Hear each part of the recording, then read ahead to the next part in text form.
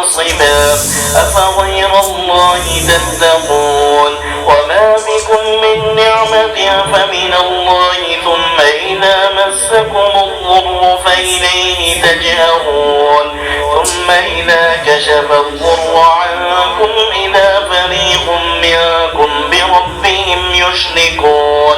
ليكفروا بما آتيناهم فتمتعوا فسوف تعلمون ويجعلون لما لا يعلمون نصيبا مما رزقناهم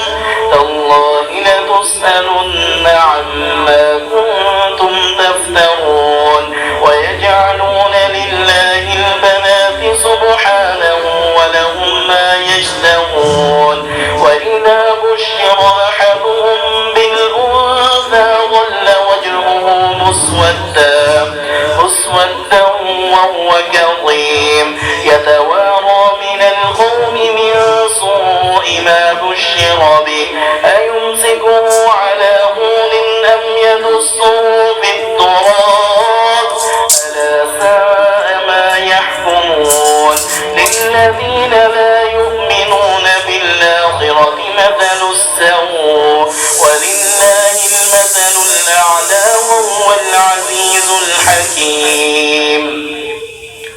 ولو يؤاخذ الله الناس بظلمهم ما ترك عليها من دابة ولكن يؤخرهم إلى أجل مسمى فإذا جاء أجلهم لا يستأخرون ساعة ولا يستقدمون ويجعلون لله ما يكرهون وتصف ألسنتكم الكذب أن لهم الحسنى لا جرم أن لهم النار وأنهم مفرطون تالله لقد أرسلنا إلى من قبلك فزين لهم الشيطان أعمالهم فهو وليهم اليوم ولهم عذاب أليم وما أنزلنا عليك الكتاب إلا لتبين لهم الذي اختلفوا فيه وهدى ورحمة لقوم